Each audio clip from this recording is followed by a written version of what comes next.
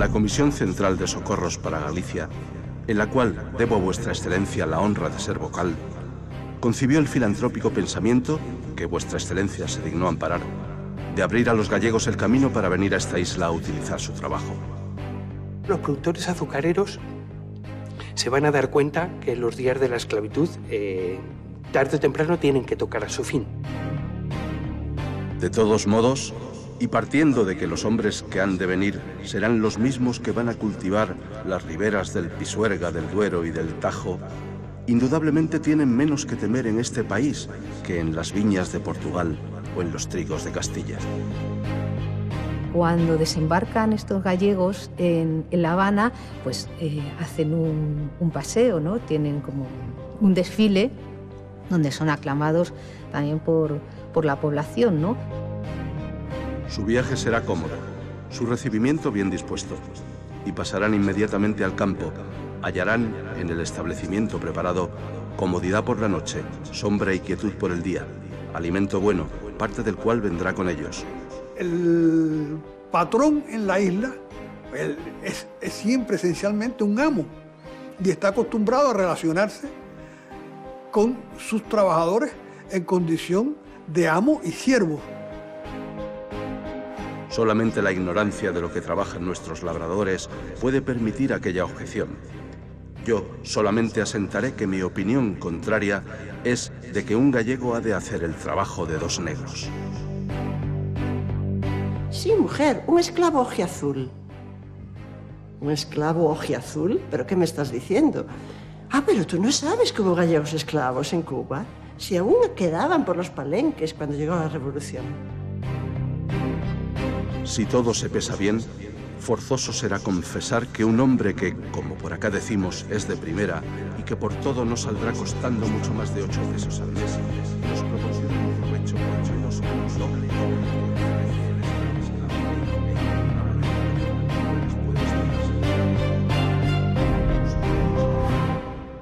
Mi sorpresa fue enorme porque, en primer lugar, era un tema desconocido para mí y, como después supe, para muchísima gente, incluso historiadores. Era un tema totalmente asombroso porque gallegos esclavos en 1854 en Cuba, y, en tercer lugar, era un tema totalmente silenciado. Buceando por internet me encuentro con una web que se llama Genealogía. Y ahí me encuentro las expediciones de Urbano Feijóo escaneadas y colgadas. Me pongo en contacto con el administrador y le digo, ¿pero cómo tenéis eso? Yo vi un día en eBay unas listas de pasajeros que ya... Nosotros en ese momento estábamos con los censos y encontré unas listas de pasajeros así en internet, además estaban todas escaneadas, en bastante buena calidad. Fue una sorpresa grande, ¿no? Lo primero que me llamó la atención fue la elevada mortandad. En la primera expedición ya de 100 y pico, 170 y algo, creo que eran 35 muertos, ¿no?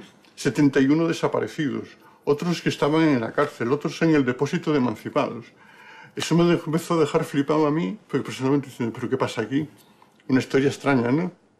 Mi concepto de pasajero a otra cosa empezó a cambiar al transcribir los documentos.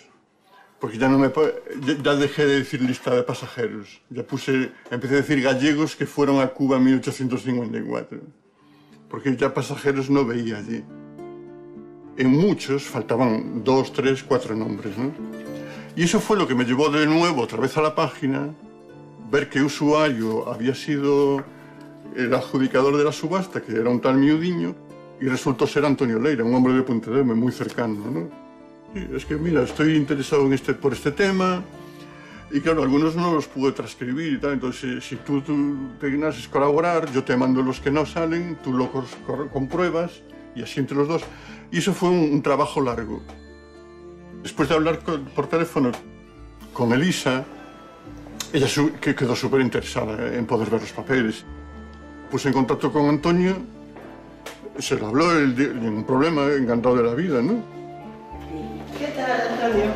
¿Cómo estás? Pues estoy aquí mirando los papeles de los que os hablé y estaba mirando que esta es la primera de las listas que vienen en el Villa de Leda. Pues son una serie de páginas que parecen arrancadas de algún documento más importante en los que el síndico de la Junta de Fomento da fe de quiénes eran los gallegos de Feijóo, expedición a expedición, y qué pasó con cada uno de ellos. Hay un nombre y un apellido, y a su lado, pues, si era capataz, si era obrero, en dónde estuvo destinado, y si se escapó, si se cimarroneó, si estaba depositado en el depósito de esclavos, si estaba en prisión o si era difunto. Entonces, claro, yo al ver estos documentos pensé, esto es muy importante para la historia de Galicia. Hay que tener en cuenta que fueron casi 2000 personas que salieron en los barcos de Feijóo y que de muchos de ellos nunca se volvió a saber. A primeros de 1854 salen los primeros remesas de gallegos para La Habana. Llegan en el mes de marzo y paralelamente a la espera de esta remesa, en el diario de La Habana aparecen noticias publicadas por el capitán general de la isla y dice que la expedición estaba formada jóvenes con muy cortas excepciones de hermosa presencia y amable compostura, uniformados para los trabajos de campo, que estaban organizados en pelotones de 25 con su correspondiente capataz, cada uno formado por un cuadro sumamente agradable que realzaba la alegre y marcial música del país.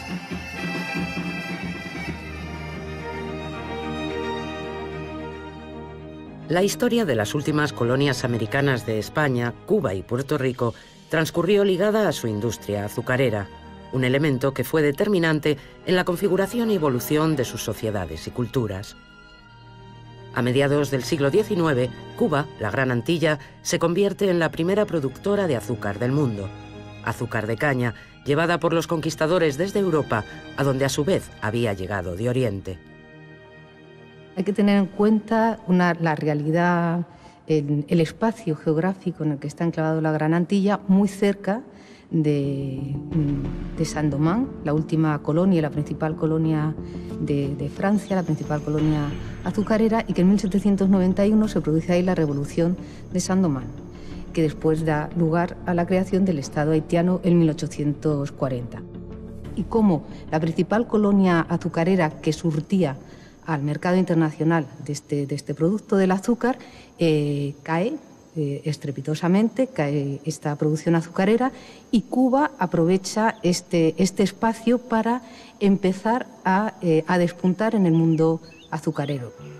Se fue creando una oligarquía relativamente rica y es esta la que va a impulsar el crecimiento azucarero. Aunque también a ella se van a ir incorporando españoles que empiezan a trabajar en la esfera comercial, pero van adquiriendo también ingenio o fomentando ingenio, y en este sentido se incorporan a eso que se ha dado, o sea, que Moreno Fraginal llamó la sacarocracia, que en cierta medida es una traducción a la escala cubana del término de plantocracia, que se utiliza para una circunstancia histórica relativamente parecida, que es la de la economía esclavista del sur de Estados Unidos, que era también una economía de plantaciones, solo que algodonera, ¿no?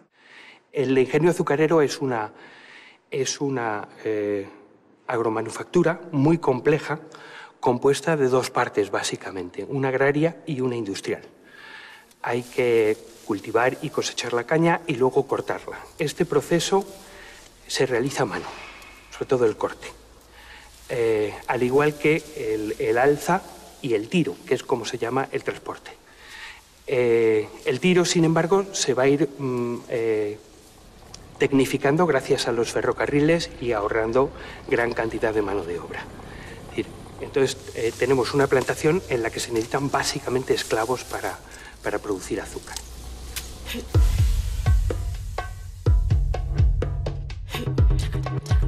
Hasta el siglo XIX, Cuba era una isla muy poco poblada, pero su nueva posición en el mercado azucarero cambió las cosas.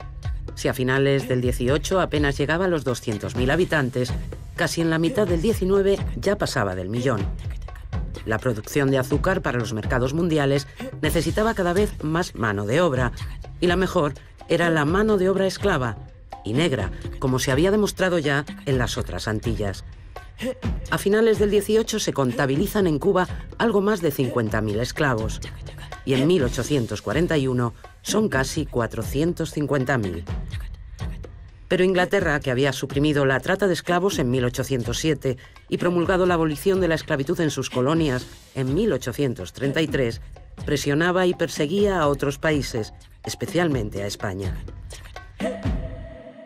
En nuestra historia se da una situación un tanto paradójica, y es que los momentos de expansión azucarera coinciden con circunstancias de limitación en fuerza de trabajo. Por tanto, esa fuerza de trabajo a lo largo de la historia, en distintos momentos, fue una fuerza de trabajo importada. Inmigración forzada, que es lo que en definitiva era la esclavitud, por la trata de esclavos, y también la inmigración por contrata, es decir, contingentes de jornaleros que venían ya contratados en sus lugares de origen. Y después, en la abolición de la esclavitud en 1833, pues España se vio obligada a firmar tratados que proscribían la trata de esclavos. Y estos convenios, en definitiva, las autoridades españolas en la isla los cumplen a medias, es decir, hay contrabando de esclavos muy importantes en las 2 décadas posteriores a la firma de estos tratados, pero Inglaterra va presionando, ¿no?, tratando de hacer cumplir este compromiso por parte de España, y a mediados de siglo los gobiernos españoles, que son gobiernos liberales y en alguna medida más cercanos a Inglaterra, esa influencia se siente y se va limitando la introducción de esclavos. Con una Inglaterra vigilante al tráfico ilegal de España, el precio de los esclavos negros cada vez es mayor. Además, empieza a preocupar demasiado el ennegrecimiento de la población, algo que podía poner en peligro los intereses de España en la colonia. En el censo de 1841, por primera vez, no solo la población de color, sino también la población esclava, supera a la de blancos. A todo ello se van a sumar algunas revueltas que resucitan el fantasma de la revolución haitiana. Era necesario, por tanto, buscar en otros mercados la fuerza de trabajo y una reformulación de las políticas de población. Durante todo el siglo XIX se suceden, con mayor o menor éxito, distintos proyectos de colonización blanca, y culíes o indios yucatecos se convierten en alternativa al trabajo de los negros esclavos. Y las alternativas, la principal, van a ser los chinos. Es decir, entre 1848 y 1873 entran en Cuba aproximadamente como unos 100.000 culíes, que era como se le llamaba, chinos. Pero simultáneamente se van explorando otras formas de poblamiento, y una de ellas es la propuesta de Feijó Sotomayor.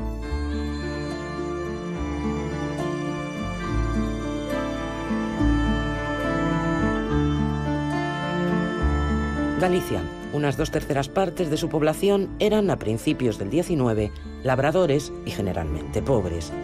En 1853, tras una época de fuertes lluvias, las 4 provincias gallegas sufren una de las peores crisis de subsistencia de su historia. A las malas cosechas siguió el hambre y a este una epidemia de cólera morbo que extendió la miseria. Urbano Feijó y Sotomayor, gallego afincado en Cuba y con intereses económicos en la isla, presenta en 1853 un proyecto de inmigración de trabajadores de Galicia. Pero tanto él como su hermano Jaime, los 2 militares, habían llegado a Cuba en la década anterior. Y es precisamente el matrimonio de su hermano lo que facilitará a Urbano Feijó establecer un estrecho vínculo con una familia, los Lapaza de Martiatú, y también con su fortuna y propiedades, ganándose la plena confianza del primogénito y heredero Salvador. 3 ingenios, 2 de ellos de alta producción, el Arratia y el Achurri. Tiene 3 cafetales, tiene potreros, o sea, una riqueza inmensa, joyas, alhajas, todo eso aparece en su testamento. Él se vincula mucho a Salvador, lo utiliza, lo manipula, y este le entrega por 6 años la explotación de sus ingenios a un precio irrisorio, 12,000 pesos al año, que era lo que valían 24 esclavos. Y por 6 años él tiene esos ingenios. Pero él tiene muy buenas relaciones personales, muy buenas relaciones humanas, se hace aparecer la persona muy importante, es muy atendido en todos los medios, pero administrativamente es un desastre. Y lleva a todos esos negocios a la ruina. A pesar de su fracaso en los negocios, el estado crítico de sus finanzas no había trascendido y Urbano Feijóo Sotomayor supo aprovechar su imagen pública. En 1853 presenta su plan de salvación para Galicia, un plan preciso con el que pretende, durante 15 años, dotar de manos gallegas a las tierras cubanas. Según el propio Feijóo, su compañía Patriótico Mercantil persigue 2 objetivos: socorrer a los desgraciados gallegos y contribuir a la agricultura y aumento de la población blanca de Cuba. 200.000 gallegos que emigran todos los años a Portugal y provincias meridionales y del centro de España en solicitud de trabajo, sin contar las emigraciones también considerables que de Asturias y más provincias del norte tienen lugar, son materia a propósito para surtir de brazos baratos esta isla y a nuestro gobierno de gente leal. En Cuba, desde 1812, se había creado una comisión de población blanca que rápidamente cambió su nombre en 1818, pero tenía las mismas funciones, que se llamaba Junta de Población Blanca.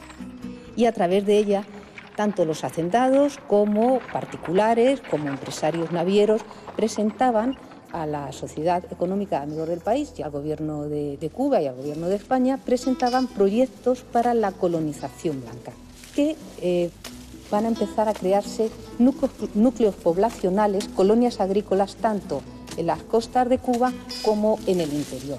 En las zonas costeras de la isla, con una forma de habitar aquellos puntos por donde entraban los corsarios, los piratas y por donde se hacía el contrabando, un contrabando que mermaba mucho las arcas del Estado.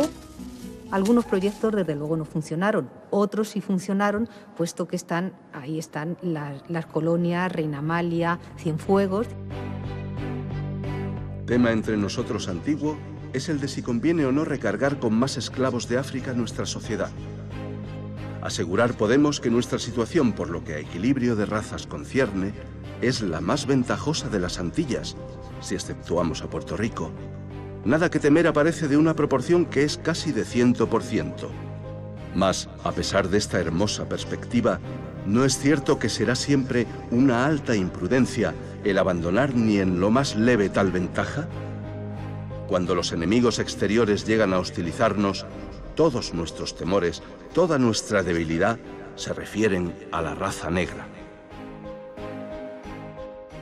Porque lo que se quiere es un blanqueamiento tanto desde el punto de vista étnico, pero también desde el punto de vista cultural. Haití siempre está de trasfondo a lo largo del siglo XIX.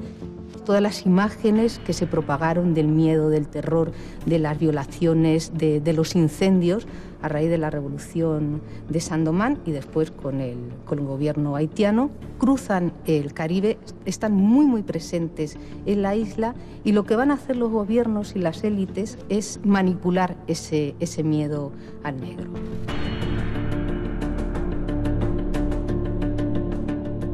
Las élites criollas supieron muy bien, con gran astucia, siempre supieron negociar con el gobierno metropolitano, y en esto, a lo largo del siglo XIX, supieron muy bien navegar entre el miedo y las ganancias. El proyecto de Urbano Feijóo no buscaba colonos, ni la explotación y ocupación de tierras. Era estrictamente un proyecto de inmigración de trabajadores, pero en ambos casos se buscaba que quienes entraran de nuevas en la isla fueran preferiblemente blancos y, por supuesto, españoles. En la memoria adjunta al pliego de condiciones con el que Feijóo presenta su compañía Patriótico Mercantil, defiende el trabajador gallego frente a cualquier otro, argumentando también en contra de algunas razas que se estaban introduciendo como alternativa al negro esclavo. Se observa que aquí los chinos son soberbios, altaneros, dispuestos y prontos para la insurrección, sin que les arredre el asesinato. De trabajo corto aunque mañoso, sin codicia y sin vergüenza. Pero sea cual sea, es muy cierto que la presencia en una finca de considerable número de chinos debe tener al dueño en zozobra continua y aumenta los peligros. En el caso de los chinos, la tasa de suicidios era enorme porque desde el punto de vista de su cultura, de su idiosincrasia, el castigo corporal es un vejamen. Y como los propietarios en la isla estaban acostumbrados a utilizar la violencia física con sus trabajadores, que eran esclavos, la utilizaban también con los chinos, y para los chinos, si no podían responder a ese vejamen, optaban en algunos casos por suicidarse. Al mismo tiempo que se teme a las enfermedades de aclimatación, se añade que no pueden los europeos soportar el trabajo de campo. Solamente la ignorancia de lo que trabajan nuestros labradores puede permitir aquella objeción.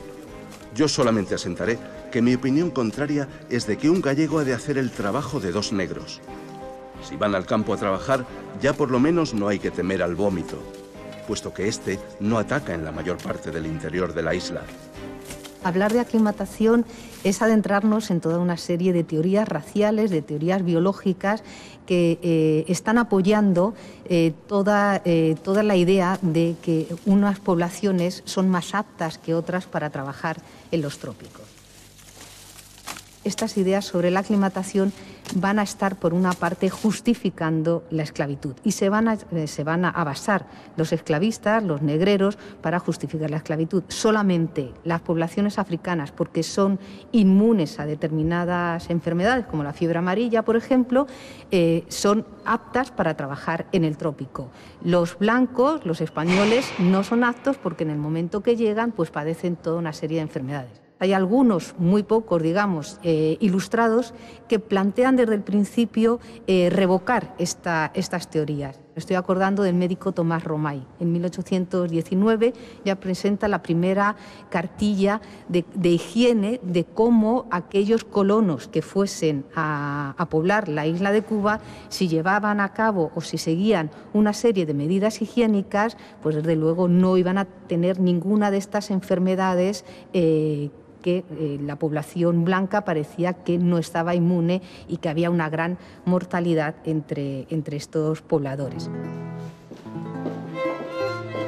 Cuando el empresario Feijóo presentó su proyecto a la Junta de Población Blanca, su plan no convencía a los hacendados. Existían importantes intereses económicos y políticos, y poner en manos de Feijóo el privilegio del monopolio en la inmigración durante 15 años podía resultar peligroso. Finalmente, después de algunas modificaciones y presionados por el entonces capitán general Cañedo, la Junta de Fomento autorizó la iniciativa. Feijóo no esperó siquiera obtener la autorización oficial de su empresa en la metrópoli. Cuando se publicó la Real Orden en mayo de 1854, las primeras expediciones de gallegos ya habían llegado a La Habana. En el Real Consulado y la Junta de Fomento está representada toda la oligarquía plantacionista, sea criolla o sea española, porque había españoles que ya tenían un gran capital invertido en la industria azucarera. O sea, aunque no la tuvieran a su nombre, eran los principales refaccionistas de esa industria azucarera. Por otra parte, el Real Consulado y la Junta de Fomento está defendiendo fundamentalmente los intereses de la región, de Cuba. Y ven a Feijóo como una persona que puede que sus intereses no sean exactamente esos. O sea que yo creo que esto iba por muchos caminos. Pero el principal problema era el del privilegio de una inmigración durante 15 años que le iba a controlarla toda y que los dejaba ya al margen de lo que se pudiera hacer. Y todo esto respaldado por el capitán general. Porque él hizo ver que esta era la idea del capitán. Al final, de haber sido el que crea la idea, el que piensa en cómo hacerla, al final casi que responsabiliza al capitán general con que el privilegio es una cosa muy importante para la metrópoli y es la idea del capitán general. La inmigración es una forma de acumulación de capital muy importante para la gente que la controla. Entonces aquí vemos a cantidad de empresarios, gente de lo más dinámica que puede ser en ese momento, gente ligada a banca o que está ligada a actividades muy distintas, bueno, que están incrementando su patrimonio de una manera muy considerable por la migración. El primer periódico, vamos, el primero y el que se mantiene, el decano de la prensa, que es Faro de Vigo, está muy ligado a los intereses de la inmigración. Nació en el año 53, precisamente, ¿no? Quiero decir que la inmigración es un negocio impresionante.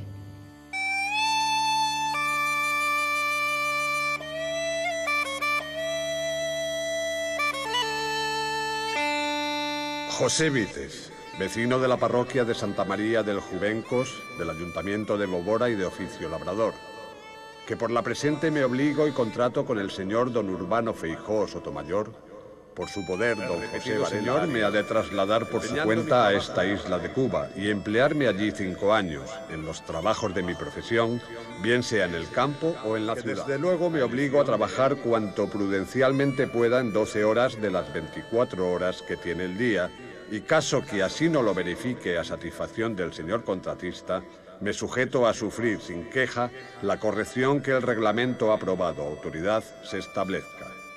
Y siempre que reincidiendo este viaje de retorno una pena siempre que falte al contrato, y no podré evadirme de ella a no ser que pague la multa de 1000 pesos con aplicación a los hospitales de la isla de Cuba.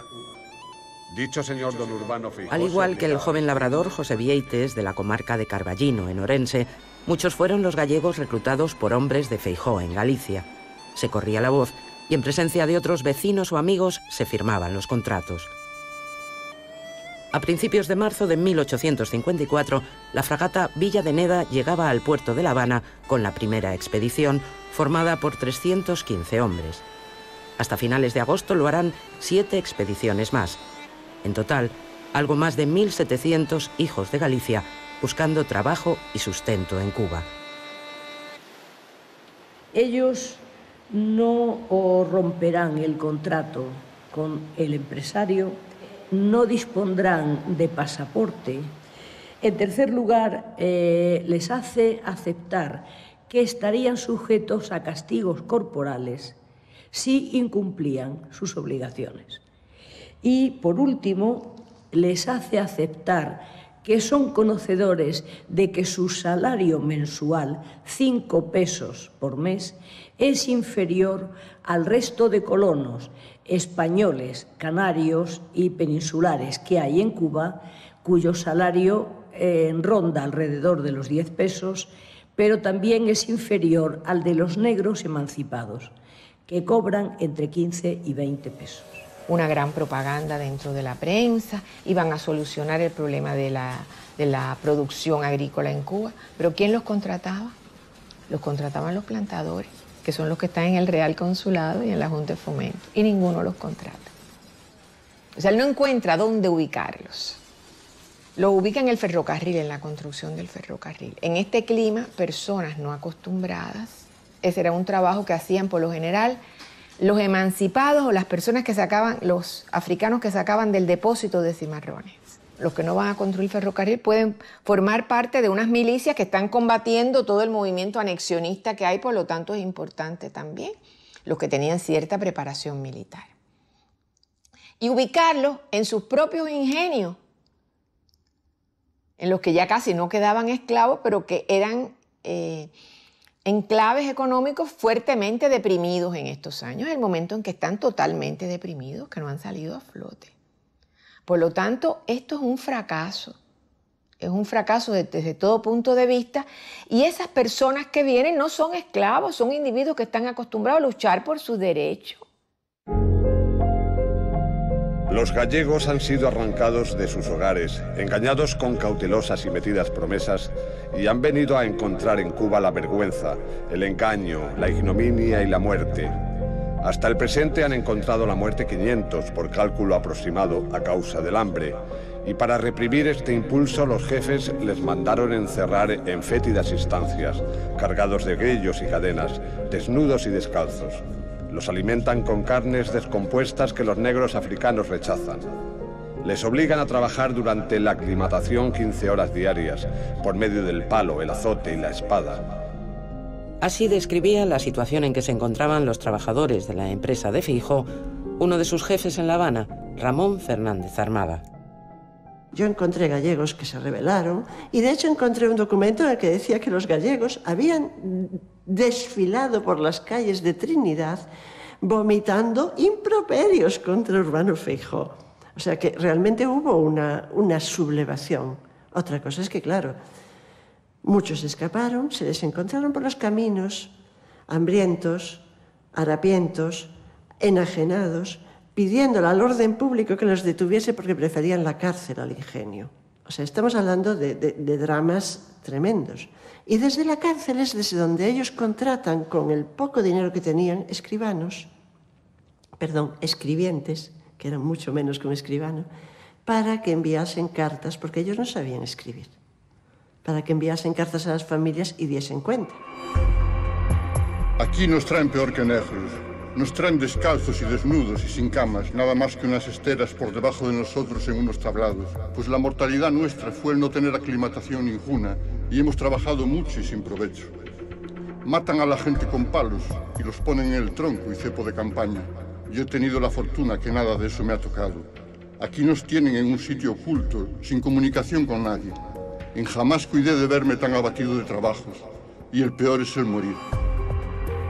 El día 2 de agosto nos habernos largado entre 4 individuos. Va a 7 meses que habemos salido de nuestras casas, pues aún no habemos visto delante de nosotros ni dinero ninguno, ni nos han dado hasta la fecha, ni tampoco vemos cuando nos lo den, ni tampoco esperanza. Andamos desnudos y descalzos, nos matan con hambre, y diciéndole que den alguna cosa para comer, lo que nos dan son palos y sablazos, y llenos de tronco y cepo de campaña. Nuestro rancho se vuelve un poco de agua sin grasa ninguna, de manera que la gente se muere con hambre y palos y sablazos.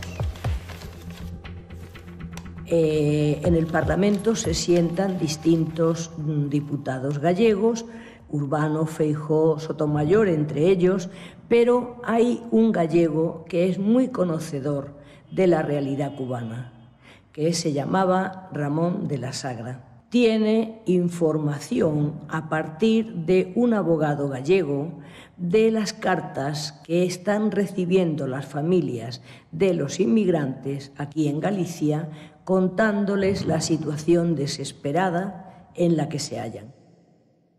Ramón de la Sagra presenta a primeros de 1855 una solicitud a la presidencia de las Cortes para que el gobierno traiga a las Cortes, a discusión parlamentaria, el asunto de los gallegos en Cuba.